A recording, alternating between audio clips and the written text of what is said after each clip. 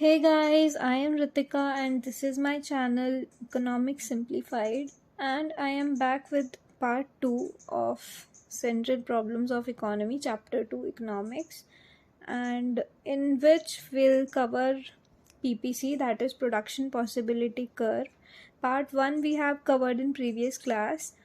तो जल्दी से लाइक और सब्सक्राइब कर दीजिए एंड फिर हम स्टार्ट करते हैं production possibility curve. So what is production possibility curve? इससे पहले हम सेंट्रल प्रॉब्लम्स ऑफ इकोनॉमी पढ़ चुके हैं. That is what to produce, how to produce and for whom to produce, right. तो अब हम पढ़ेंगे प्रोडक्शन पॉसिबिलिटी कर्व. उसमें क्या होता है? What is production possibility curve? It is the curve showing different combinations of two goods, जो हमें शो करता है अलग अलग कॉम्बिनेशंस दो गुड्स के जिनको हम प्रोड्यूस कर सकते हैं. ठीक है, कैसे? With the available resources on the assumption, जो रिसोर्सेज हमारे पास अवेलेबल हैं उन्हीं से ही हम दो गुड्स की प्रोडक्शन कर सकते हैं और उनके अलग अलग कॉम्बिनेशंस में कर सकते हैं. ठीक है, ऑन द एजम्पशन हम ये एज्यूम करके चलते हैं कि हमें जो रिसोर्सेज हैं वो हमारे पास गिवन है, that resources are given and those resources are fully and efficiently utilized, और वो resources fully और efficiently utilize हमने पूरे तरीके से किए हैं. मतलब हमने जब प्रोडक्शन के बाद हमारा कोई भी रिसोर्स बचा नहीं है, they are fully and efficiently utilized and the technology remains constant. और जो भी हम टेक्नोलॉजी यूज़ कर रहे हैं, जो भी हम मशीनरी यूज़ कर रहे हैं, वो दोनों गुड्स में क्या रहेगी? दोनों गुड्स की प्रोडक्शन में कांस्टेंट रहेगी. This is production possibility curve. It is the curve showing different combinations of two goods. जो कर्व शो करता है different combinations of two goods जिनको हम प्रोड्यूस कर सकते हैं विद द अवेलेबल रिसोर्सेज, जो रिसोर्सेज हमारे पास हैं ऑन दी एजम्पशन. कौन सी assumption? That resources are given,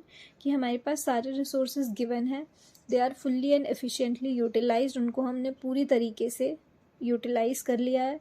and the technology remains constant, और जो भी हम टेक्नोलॉजी या मेथड यूज़ कर रहे हैं वो हमारा क्या है? कांस्टेंट है.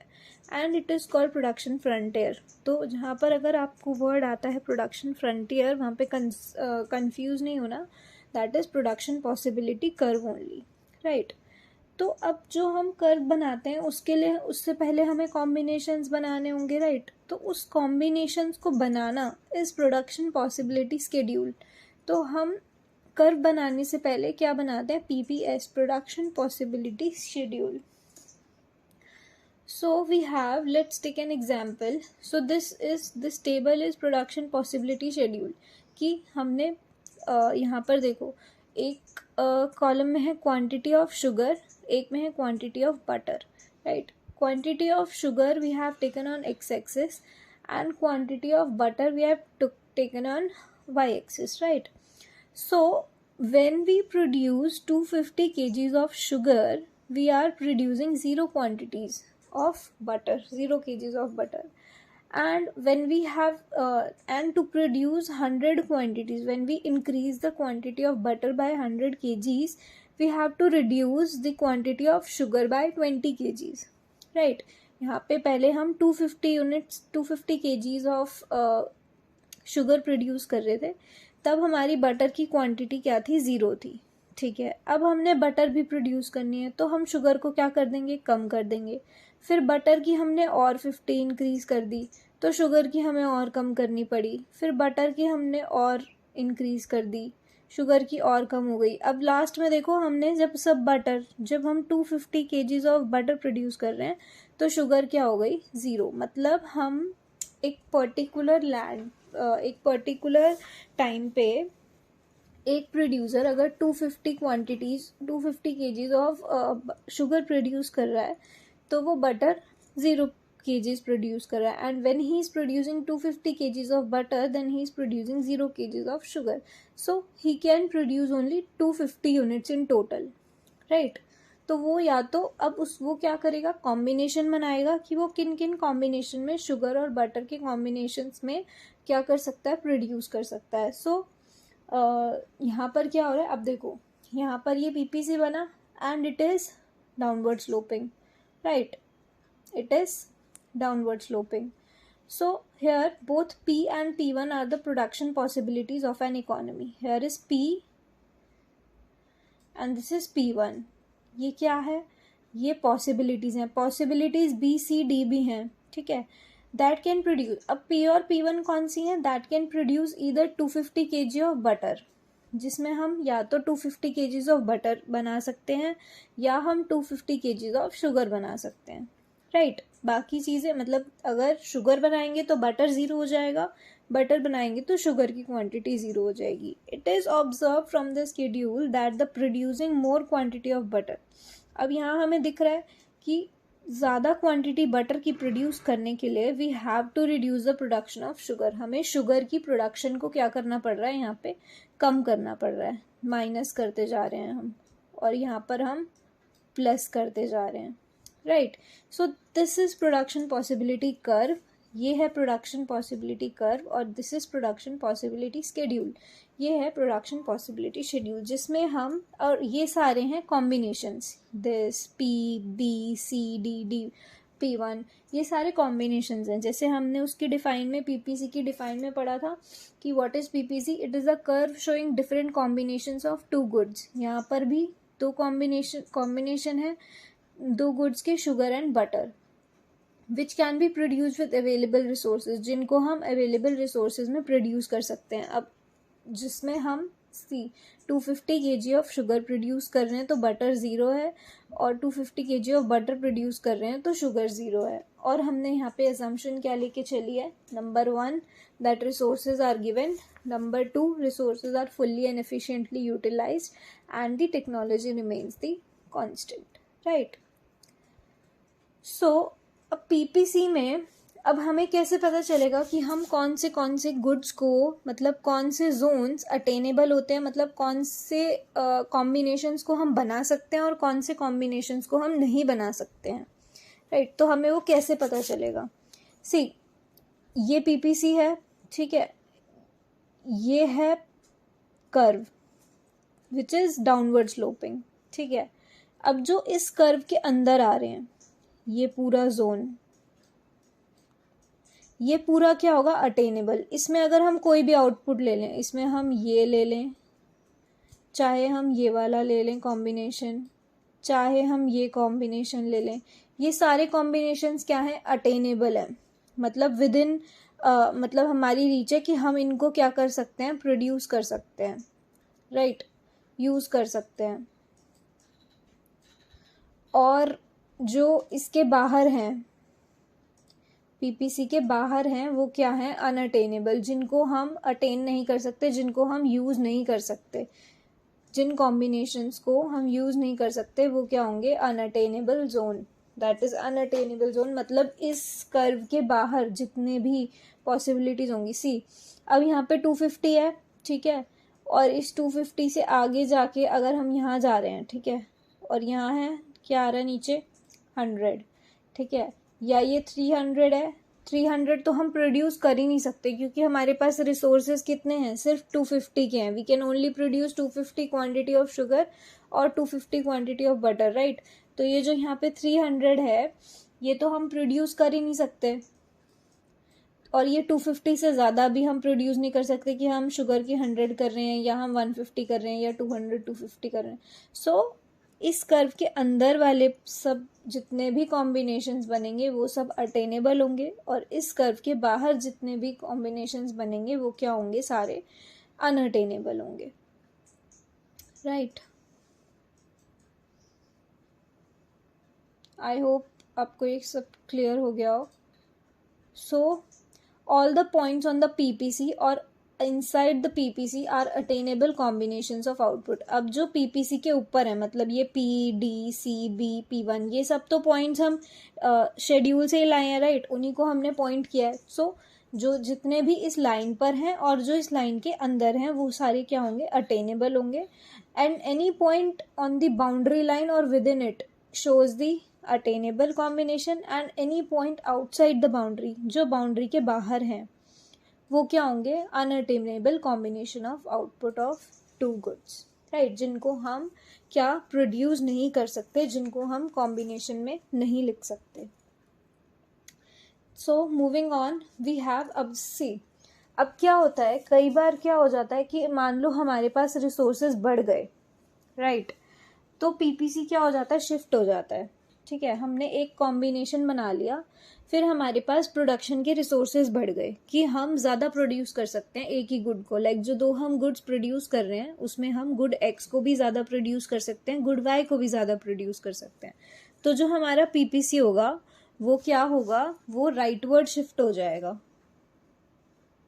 सॉरी, पीपीसी जो होगा वो लेफ्टवर्ड शिफ्ट हो जाएगा इस तरफ।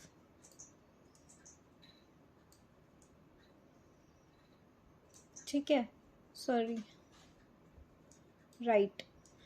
सो अगर हमारे पास रिसोर्सेज चेंज होंगे, when there is change in resources, तो अब चेंज इंक्रीज भी हो सकता है और चेंज डिक्रीज भी हो सकता है। तो अगर रिसोर्सेज इंक्रीज होंगे तो we can increase the production of both the goods, right. तो हम जो given resources, see given resources से ए बी कॉम्बिनेशन बन रहा था, मतलब पीपीसी ए बी बन रहा था, और जब रिसोर्सेज बढ़ गए तो हम इसका भी ज़्यादा प्रोडक्शन कर सकते हैं और यहाँ से गुड एक्स का भी ज़्यादा प्रोडक्शन कर सकते हैं, तो PPC will shift to the right. ठीक है, and when resources are reduced, जब रिड्यूस हो जाएंगे तो पहले ये था, फिर ये हो गया, यहाँ से ये भी कम हो गया, यहाँ से ये भी कम हो गया, तो PPC will shift to the left. Simple है, जब रिसोर्सेज बढ़ जाएंगे हम गुड एक्स को भी ज़्यादा प्रोड्यूस कर पाएंगे, गुड वाई को भी ज़्यादा प्रोड्यूस कर पाएंगे, और जब रिसोर्सेज कम हो जाएंगे तो हम दोनों की प्रोडक्शन को क्या कर देंगे, कम कर देंगे, and there will be a shift in PPC. अब शिफ्ट जैसे रिसोर्सेज में चेंज होने से हो रहा है, ऐसे ही जब टेक्नोलॉजी चेंज होगी तो भी क्या होगा, शिफ्ट होगा पीपीसी में। सोचो अब हम दो गुड्स प्रोड्यूस कर रहे हैं, राइट, तो अब जो टेक्नोलॉजी हम बढ़ा रहे हैं, मतलब हम अच्छी वाली मशीनरी यूज़ कर रहे हैं फॉर प्रोड्यूसिंग गुड एग्स। ठीक है, अब यहाँ पर देखो, पहले कॉम्बिनेशन बन रहा था ये YX1, ठीक है, जब हमने प्रोडक्शन करी तो अब हमने क्या कर दिया, जो हम गुड एक्स को प्रोड्यूस करने के लिए मशीनरी यूज़ कर रहे थे वो हमने बढ़ा दी, मतलब उसको हमने अच्छी वाली मशीनरी से प्रोड्यूस कर रहे हैं अब, राइट। तो हमने मतलब एक्स के लिए टेक्नोलॉजी को इंक्रीज कर दिया, एफिशिएंट कर दिया, एफिशिएंट टेक्नोलॉजी फॉर एक्स। तो अब यहाँ पे वाई की तो हम उतनी ही प्रोडक्शन करेंगे, पर एक्स की प्रोडक्शन क्या हो जाएगी, बढ़ जाएगी, तो यहाँ से ऐसे शिफ्ट हो जाएगा ये। सो ओनली एक्स वाला पार्ट इंक्रीज होगा। So efficient technology for production of X, this means more production of good X with same resources. Resources same है बट ज़्यादा प्रोडक्शन हम एक्स की कर रहे हैं, वाई की उतनी ही कर रहे हैं। And in case of Y, X की हम उतनी ही करेंगे, वाई की क्या हो जाएगी, बढ़ जाएगी, क्योंकि टेक्नोलॉजी वाई के लिए इंक्रीज हुई है। So for the production of good Y, this means more production of good Y with same resources. So PPC would rotate as shown in the figure. तो ये PPC यहाँ से यहाँ पर रोटेट हो जाएगा। ठीक है जी। अब अगर टेक्नोलॉजी दोनों के लिए बढ़ गई, एक्स के लिए भी वाई के लिए भी, तो सेम केस वो होगा जैसे रिसोर्सेज बढ़े थे। ठीक है, तो ये भी इंक्रीज हो जाएगा और ये भी इंक्रीज हो जाएगा। So efficient technology for both X and Y, पूरा पीपीसी शिफ्ट हो जाएगा। ठीक है, it would shift to the right. So this would mean greater production of both the goods in with same resources. In this case PPC would shift to the right, right, okay. So अब हमने PPC बना लिया। ठीक है, तो अब PPC की characteristics क्या होंगी कि पीपीसी स्लोप्स डाउनवर्ड्स। ठीक है, पीपीसी डाउनवर्ड स्लोप करेगा, क्यों, क्योंकि for every production, for every additional unit of x, मतलब एक्स की एक यूनिट बढ़ाने के लिए हमें वाई की एक एक कम करनी पड़ रही है। मतलब यहाँ से अगर एक बढ़ रही है तो यहाँ से ये, अब यहाँ से ये कम होती जा रही है वाई की, राइट। ये ऐसे है, फिर ये वाई यहाँ चला गया, फिर ये y यहाँ। ठीक है, तो y की यूनिट्स कम होती जा रही हैं और यहाँ से x की बढ़ती जा रही हैं, राइट। सो y x की बढ़ाने के लिए हमें y की यूनिट्स क्या करनी पड़ रही हैं, कम करनी पड़ रही हैं, इसीलिए पीपीसी क्या होता है, डाउनवर्ड स्लोपिंग होता है, and it is convex and it is concave to the point of origin, और कॉन्केव क्या होता है, ऐसे, ठीक है, तो ये हमेशा ऐसे ही स्लोप करता है. So PPC slopes downwards and PPC curve slopes downward from left to right because production of both the goods cannot be increased, क्योंकि हम दोनों goods की production को increase नहीं कर सकते. More good of X is produced with the less good of Y. अगर हमने X की production को increase करना है तो हमें Y की production को decrease करना पड़ेगा.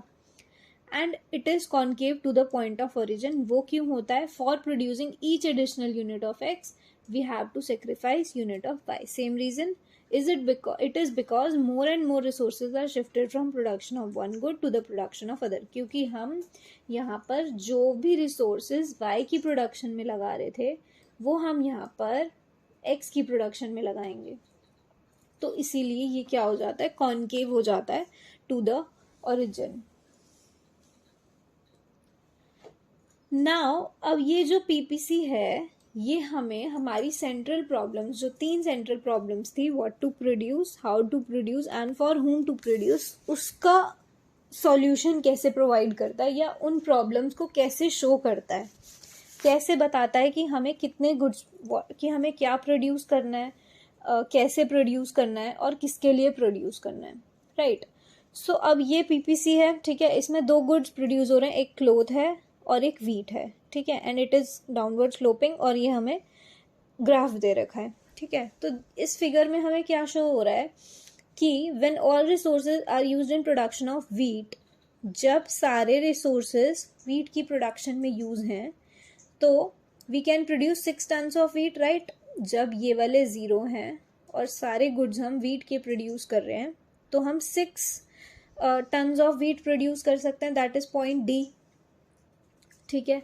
ऐसे ही जब रिसोर्सेज सारे क्लोथ की प्रोडक्शन में हैं तो हम 12 बेल्स ऑफ क्लोथ क्या कर सकते हैं, प्रोड्यूस कर सकते हैं, दैट इज पॉइंट ए, ठीक है. तो ये ग्राफ हमें बता रहा है, या फिर जो कॉम्बिनेशंस हमने बताए हैं वो हमें बता रहे हैं कि हम क्या प्रोड्यूस कर सकते हैं, राइट. तो सिंपली पीपीसी हमें बता रहा है कि हम कौन से कॉम्बिनेशंस में क्या क्या प्रोड्यूस कर सकते हैं, simple. So it shows that when all resources are used in production of wheat, मतलब ये हमें क्या बताता है, जब हमने सारे resources यूज करने हैं for the production of 2 goods, तो हम किस किस कॉम्बिनेशन में कैसे कैसे प्रोड्यूस कर सकते हैं. अब देखो हमें पता है कि the point on the curve and inside the curve ये सारे अटेनेबल हैं, तो हम इनमें से कोई भी कॉम्बिनेशन यूज कर सकते हैं. ये सारे नॉन अटेनेबल हैं, ये वाले हम यूज नहीं कर सकते. सो पीपीसी हमें बता रहा है ना कि हम क्या प्रोड्यूस कर सकते हैं, right, and how much to produce, और ये भी बता रहा है कि कितना कितना प्रोड्यूस कर सकते हैं. तो पीपीसी यहाँ पर क्या बता रहा है, central problem, that is what to produce का हमें एक तरह से सॉल्यूशन दे रहा है, बता रहा है कि हम ये प्रोड्यूस कर सकते हैं, राइट. नेक्स्ट इज, अब हम कैसे प्रोड्यूस कर सकते हैं, how to produce, which technique should be used. So this problem relates to choice of technique of production, कि हम कौन सी प्रोडक्शन की टेक्निक यूज कर सकते हैं. So point are in this figure inside the PPC shows inefficient technology is used. अब देखो ये जो आर पॉइंट है, ठीक है, ये बता रहा है कि देखो जब हम बी वाला प्रोड्यूस कर रहे हैं वहां पे हम इतने डी प्रोड्यूस कर रहे हैं और इतने सी प्रोड्यूस कर रहे हैं, ठीक है. तो जो आर पॉइंट है ये बता रहा है कि हमने क्या किया, इनएफिशिएंट टेक्नोलॉजी यूज की है, ठीक है. अगर यहाँ पे टेक्निक एफिशिएंट होती, there will be more production of one commodity without sacrificing other, as shows by point B और डी. अब जब हम बी और डी, देखो बी और डी ऑलमोस्ट क्या है, इक्वल है, राइट, कि यहाँ से हम इतनी क्वांटिटी इसकी प्रोड्यूस कर रहे हैं, यहाँ से इतनी इसकी, ठीक है, यहाँ से इतनी वीट की कर रहे हैं, यहाँ से इतनी मस्टर्ड की कर रहे हैं, मतलब. और जो सी पॉइंट है, ठीक है, देखो ये है, तो और there will be production of both the product as shown by point C, और सी में क्या हो रहा है, दोनों की प्रोडक्शन हो रही है. सो जो आर पॉइंट है ये हमें बता रहा है कि इनएफिशिएंट टेक्नोलॉजी क्या हुई है, यूज हुई है. तो what to how to produce का भी इलस्ट्रेशन देता है सेंट्रल प्रॉब्लम, दैट इज ये PPC. Now for whom to produce. देखो, in this problem is related to income distribution. अगर इनकम डिस्ट्रीब्यूशन ज़्यादा है, ठीक है, इनकम डिस्ट्रीब्यूशन ज़्यादा है का मतलब अगर प्रॉफिट ज़्यादा हो रहे हैं तो सेविंग्स और इन्वेस्टमेंट ज़्यादा होंगी, तो रिच के फेवर में होगी, तो पीपीसी क्या हो जाएगा, बाहर की तरफ शिफ्ट हो जाएगा, it will shift to the right. और अगर सेविंग्स और इन्वेस्टमेंट्स लो हैं तो मतलब डिस्ट्रीब्यूशन ऑफ इनकम पुअर के फेवर में होगी, तो PPC will shift to the left, क्योंकि हमारे पास जो रिसोर्सेज हैं वो कम हो जाएंगे, तो हमारा जो कॉम्बिनेशन है हमें कम प्रोड्यूस करने होंगे, राइट. तो अनइक्वल डिस्ट्रीब्यूशन है तो वो रिच के फेवर में होगा, सरप्लस ज़्यादा होगा मतलब ज़्यादा इन्वेस्टमेंट होगी, PPC will shift to the right. But poorer section of society will suffer deprivation as shown in figure. तो जो पुअर सोसाइटी है उनको क्या करना पड़ेगा, उनके लिए रिसोर्स क्या हो जाएंगे, कम हो जाएंगे, ठीक है. तो यहाँ पर पीपीसी शो कर रहा है for whom to produce in context to rich और पुअर.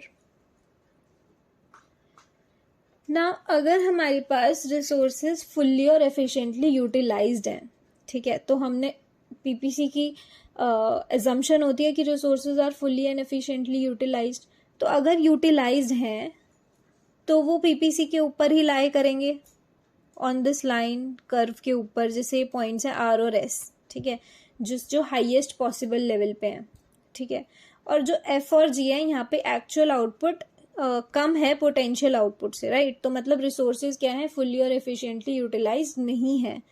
तो एनी पॉइंट ऑन पीपीसी मतलब फुलर यूटिलाइजेशन ऑफ रिसोर्सेज, और एनी पॉइंट इनसाइड पीपीसी मतलब अंडर यूटिलाइजेशन ऑफ रिसोर्सेज या फिर inefficient utilisation of resources, right.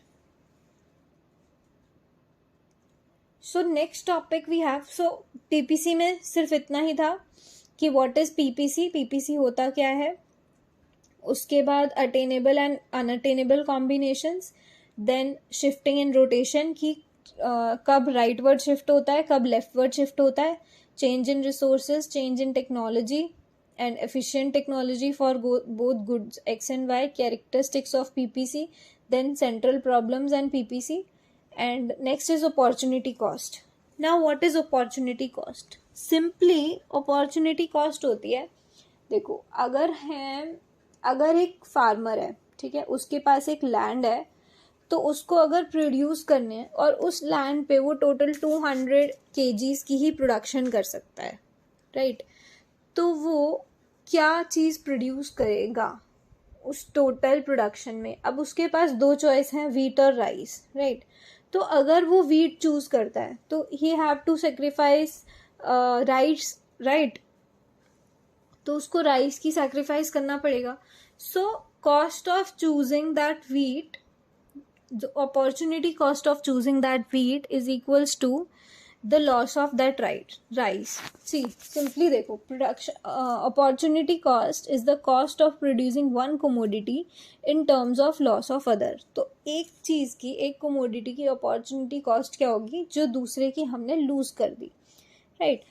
Basically it is the value of a factor in its next best alternative use. कि अगर हमारे पास दो choices थी, we are choosing one, तो उसकी अपॉर्चुनिटी कॉस्ट क्या होगी, जो हमने लूज किया, राइट. अगर मेरे पास दो जॉब के ऑफर आते हैं, ठीक है, one is offering me 5 lakh and other is offering me 10 lakh, ठीक है, या एक थर्ड और आता है जो मुझे 15 लाख ऑफर कर रहा है, राइट.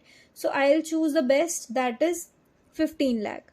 अब मैंने लूज क्या किया, 15 लाख से कम मेरे पास 10 लाख वाली अपॉर्चुनिटी थी, तो नेक्स्ट बेस्ट ऑल्टरनेटिव क्या था, मेरे पास 10 लाख था. तो opportunity cost of choosing 15 lakh is 10 lakh is sorry opportunity cost of choosing 15 lakh is 10 lakh, ठीक है.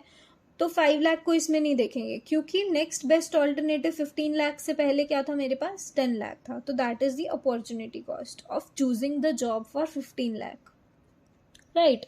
सो for example, if a farmer has a piece of land, right, on which he can grow either 200 kgs of wheat और 200 kgs of rice. ये एक piece of land है, इस पे farmer या तो wheat grow कर सकता है या फिर वो राइस ग्रो कर सकता है.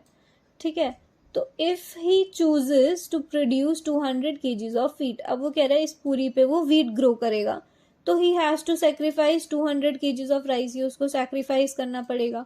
तो opportunity cost of producing 200 kgs of wheat क्या हुई, 200 kgs ऑफ राइस. ठीक है, सिंपल है. It is the cost of producing one commodity in terms of loss of other commodity. So यहाँ पर एक एग्जाम्पल है हमारे पास कि अवेलेबल रिसोर्सेज क्या है. हमारे पास एक लैंड है, ठीक है, जहाँ पर हमारे पास इनपुट सारे अवेलेबल हैं. तो उस पे या तो हम वीट की प्रोडक्शन कर सकते हैं, या हम राइस की प्रोडक्शन कर सकते हैं, या हम शुगर केन की, या हम मेज़ की. हम कोई भी एक की प्रोडक्शन कर सकते हैं. We have to choose one. ठीक है, मार्केट वैल्यू ऑफ प्रोडक्शन दे रखी है कि अगर हम वीट की प्रोडक्शन करते हैं तो हमें 10,000 रुपीज़ मिलेंगे, कि उसकी वैल्यू 10,000 है मार्केट में. राइस की वैल्यू 8,000 है, शुगर की वैल्यू 12,000 है, मेज़ की वैल्यू 7,000 है. ठीक है, हमने ये एज्यूम किया है कि इन सबको प्रोड्यूस करने में जो टेक्नोलॉजी लग रही है वो कांस्टेंट है, और जो रिसोर्सेज हैं वो फुल्ली यूटिलाइज हो रहे हैं, कोई भी बच नहीं रहा. ठीक है, तो अपॉर्चुनिटी कॉस्ट ऑफ एम्प्लॉइंग, अब हम कौन से इन चारों में से यूज़ करेंगे, जिसकी मार्केट वैल्यू सबसे ज़्यादा होगी, that is use 3, 12,000. This will use. ठीक है, तो अब इसके बाद what is the next best alternative, this 10,000. so cost of choosing this use 3, opportunity cost of choosing this use 3 is use 1, that is next best alternative. so opportunity cost of employing resources in use 3, that is 12,000, जो कि maximum value है. तो उसका opportunity cost क्या है, loss of output in next best alternative, that is use 1 for ₹10,000. Simple. ठीक है, तो opportunity cost is the cost of choosing one in terms of loss of other, जिसमें हम नेक्स्ट बेस्ट ऑल्टरनेटिव को ही क्या करेंगे, चूज करके चलेंगे. ओके जी. सो मार्जिनल अपॉर्चुनिटी, अब नेक्स्ट आती है मार्जिनल अपॉर्चुनिटी कॉस्ट. ठीक है, marginal opportunity cost is the cost of producing one commodity in terms of loss of other commodity. इसमें हम क्या करते हैं, यहाँ पर क्या होता है, rate at which output of use 1 is lost. यहाँ पर हम एक को डिक्रीज करते हैं दूसरे का एडिशनल यूनिट बढ़ाने के लिए. मतलब अगर जैसे हमने उसमें पढ़ा था पीपीसी में कि एक की प्रोडक्शन को इंक्रीज करने के लिए हमें दूसरे की क्वांटिटी को डिक्रीज करना पड़ता है, तो ऐसे ही it is the rate at which output of use 1 is lost, कि हमें एक क्वांटिटी माइनस कर रहे हैं to increase every additional unit, कि दूसरे की एक एक यूनिट बढ़ाने के लिए. तो उसको क्या बोलते हैं हम, marginal opportunity cost. That is change in Y, loss of output of Y upon gain of X, कि जो हम एक्स को बढ़ा रहे हैं और वाई की कम करते जा रहे हैं. This is change in Y upon में change in X. Change in Y क्या होगा, loss of output. Change in X क्या होगा, gain of output. Right. For example, in production of X पहले हम 0 प्रोड्यूस कर रहे थे, और प्रोडक्शन ऑफ वाई में हम 10,000 यूनिट्स ऑफ वाई प्रोड्यूस कर रहे थे. अब हमने एक्स की एक यूनिट को बढ़ाना है, जिसके लिए हमने वाई की यूनिट्स को सैक्रिफाइस कर दिया. फिर हमने एक और एडिशनल बढ़ाई, वाई की और सैक्रिफाइस कर दी. फिर हमने एक्स की एक और एडिशनल बढ़ाई, वाई की और कम हो गई. सो मार्जिनल अपॉर्चुनिटी कॉस्ट, अब देखो फर्स्ट में क्या होगी, ये तो निल होगी क्योंकि हमने क्या किया है, यहाँ पे एडिशनल यूनिट कोई भी कंज्यूम नहीं करी. अब एक्स की एक एडिशनल इंक्रीज कर दी यहाँ पे to produce 1 unit of X. ठीक है, we have to give up 1,000 units of y, right? 10,000 minus 9,000 is 1,000, मतलब हमने 1,000 units of y को क्या कर दिया, sacrifice कर दिया. now to produce another unit of x, अब एक और यूनिट को इंक्रीज करने के लिए हमने क्या किया, 1,500 को गिव अप कर दिया. 9,000 minus 7,500, so ये 1,000, 1,500, 2,000, ये क्या आ रही है हमारी marginal opportunity cost. Now to produce still another value of 2000, एक और को प्रोड्यूस करने के लिए हमने क्या कर दिया, 2000 यूनिट्स का सैक्रिफाइस कर दिया। तो अब मार्जिनल अपॉर्चुनिटी कॉस्ट का फॉर्मूला क्या होता है, देखो यहाँ पे लॉस ऑफ आउटपुट, यहाँ पे लॉस कितना हो रहा है 1000 का, यहाँ पे 1500 का, यहाँ पे 2000 का, अपॉन में क्या है गेन ऑफ आउटपुट, यहाँ पे गेन कितनी कितनी यूनिट्स का हो रहा है 111, तो 1000 upon 1 is 1000, 1500 upon 1 is 1500, 2000 upon 1 is 2000। तो ultimately marginal opportunity cost is the 1000, 1500 and 2000, right? Now there is a difference between, what's the difference between marginal opportunity cost and opportunity cost? So basically जो हमने marginal opportunity cost देखी, ये क्या है, ratio है between the loss of output and gain of output, right? तो marginal opportunity cost क्या है, ratio between loss of output, कि कितना आउटपुट लॉस हो रहा है, एंड गेन ऑफ आउटपुट, जब हम रिसोर्स क्या कर रहे हैं, शिफ्ट कर रहे हैं from use 1 to use 2, right? कि हमने जो पहले गुड्स हम यूज 1 की प्रोडक्शन में यूज कर रहे थे, वो अब हम गुड्स 2 की प्रोडक्शन में यूज कर रहे हैं, क्योंकि हमने प्रोडक्शन को क्या कर दिया है, शिफ्ट कर दिया है। अब अपॉर्चुनिटी कॉस्ट क्या है, रेशियो तो बिल्कुल नहीं है, ये क्या है, टोटल लॉस ऑफ आउटपुट, इसमें हम दो में से एक यूज करते हैं, ठीक है, जहां पर हम इस दो में से एक को चूज करते हैं, तो हम पूरा क्या कर रहे हैं, टोटल ही आउटपुट लॉस कर रहे हैं when some goods are shifted from use 1 to use 2, right? तो इसमें हम पूरी की पूरी यूनिट ही शिफ्ट कर देते हैं, या तो हम व्हीट प्रोड्यूस करेंगे या हम राइस प्रोड्यूस करेंगे, हम दोनों प्रोड्यूस नहीं करेंगे, या एक की बढ़ाने के लिए दूसरे की कम नहीं करनी हमने, ठीक है? एंड मार्जिनल अपॉर्चुनिटी कॉस्ट क्या होती है, एडिशनल यूनिट की कॉस्ट, राइट? जब रिसोर्सेज को हम शिफ्ट करते हैं। और अपॉर्चुनिटी कॉस्ट क्या होगी, कॉस्ट ऑफ ऑल यूनिट्स, क्योंकि हम सारी ही यूनिट्स क्या करते हैं, एक ही क्वांटिटी की ही प्रोड्यूस करते हैं। सो सिंपल है difference between marginal opportunity cost and opportunity cost, right? ये रेशियो है और ये रेशियो नहीं है। मार्जिनल अपॉर्चुनिटी कॉस्ट में हम एक की प्रोडक्शन इंक्रीज करने के लिए for every additional unit of X we have to sacrifice some units of Y, right? And in opportunity cost it is the cost of choosing one in terms of loss of the other, right? So आज ये second part में हमने क्या देखा, PPC. PPC क्या होता है, it is a curve showing different combination of two goods which can be produce with available resources, जिसमें रिसोर्सेज गिवन होते हैं, फुली एंड एफिशिएंटली यूटिलाइज्ड होते हैं, और टेक्नोलॉजी क्या रहती है, कॉन्स्टेंट रहती है।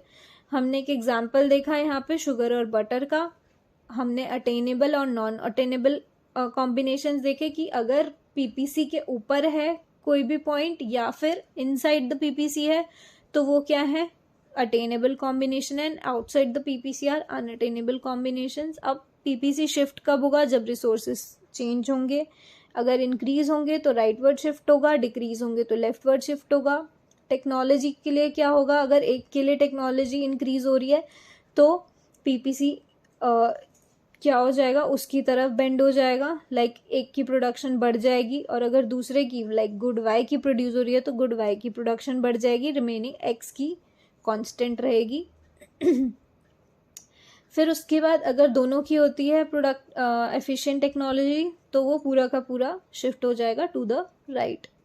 फिर कैरेक्टरिस्टिक्स क्या है, डाउनवर्ड स्लोपिंग है और कनकेव टू द ओरिजिन है। अब सेंट्रल प्रॉब्लम्स कौन कौन सी होती हैं, what to produce, how to produce and for whom to produce. तो व्हाट टू प्रोड्यूस में हमें बता रहा है कि हमें कौन कौन से कॉम्बिनेशंस का यूज करके हमें प्रोडक्शन करनी है और कौन से कॉम्बिनेशंस हम चूज नहीं कर सकते। हाउ टू प्रोड्यूस में ही हमें बता रहा है कि हमने कौन सी टेक्नोलॉजी को इनएफिशिएंट यूज किया है, जिससे कि जो बी और डी के जो हमारे दो गुड्स के आउटपुट हैं या जो कॉम्बिनेशन है उसमें हमें ज़्यादा यूनिट्स को क्या करना पड़ रहा है, सैक्रिफाइस करना पड़ रहा है। देन हमने बोला देन पीपीसी हमें बता रहा है फॉर हुम टू प्रोड्यूस, कि अगर पीपीसी हमारी इकोनॉमी में सेविंग्स और इन्वेस्टमेंट, मतलब अगर economy is shifted towards the favour of rich तो सेविंग्स और इन्वेस्टमेंट ज़्यादा होंगी, PPC will shift to the right. और अगर लोअर लेवल ऑफ इनकम होगी तो PPC will shift to the left which is beneficial for the society. But अगर rightward shift होता है तो जो पुअरर सेक्शंस हैं वो सफ़र करेंगे deprivation, right. Next is fuller utilisation of resources. अगर पीपीसी के अंदर इनसाइड द पीपीसी पॉइंट्स आते हैं तो उनमें resources fully and efficiently utilize नहीं होंगे, क्योंकि जो कॉम्बिनेशंस होंगे वो अचीव नहीं होंगे वो टारगेट्स, क्योंकि कॉम्बिनेशंस कहाँ आते हैं, पीपीसी कर्व के ऊपर जो लाइन बनती है उसी पे ही आते हैं, राइट. तो जो आर और एस पॉइंट्स हैं ये क्या होंगे, highest possible level of output. जो एफ और जी हैं ये नहीं होंगे क्योंकि यहाँ पर अंडर यूटिलाइजेशन है रिसोर्सेज की. फिर थी opportunity cost. It is the value of next best alternative, the cost of reducing one commodity in terms of loss of other commodity, जिसमें हमें पूरी तरीके से क्या होना पड़ता है, गुड 1 से गुड 2 पे शिफ्ट होना पड़ता है, जहाँ हमें चूज करना पड़ता है.